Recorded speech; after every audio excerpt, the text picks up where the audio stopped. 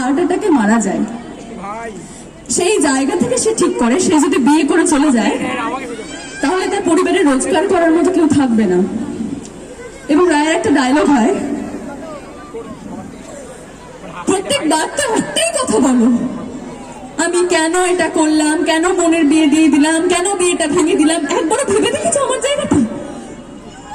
আমি যদি আজকে চাকরির চেষ্টা না করি তোমরা খাবে কি? আমার দাদা ভাই হুইল চেয়ারে বসে থাকে, তার কি হবে? আমার এক দাদা ভাই ছোট্ট মেয়ে আছে মা, তার স্কুলে কি হবে, তার পড়াশোনার কি হবে, একবারও ভেবে দেখেছো? বৌমনি আর কত করবে বৌমনি? সকাল থেকে রাত পর্যন্ত বাড়ির সব কাজ করে, কিন্তু খাবো কি আমরা ভেবে দেখেছো?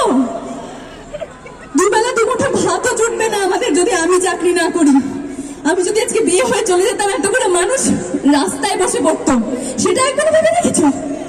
হ্যাঁ, আমি তো সর্বনাশী, আমি তো সব শেষ করে দিলাম।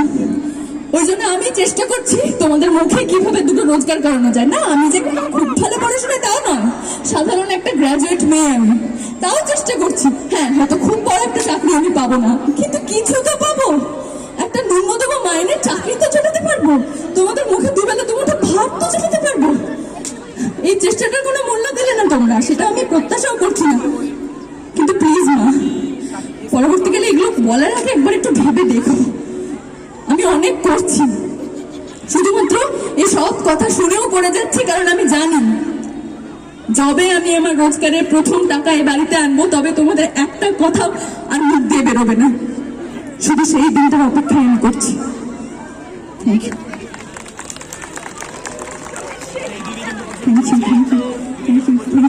একটু জোরে হাততালিটা জোরে।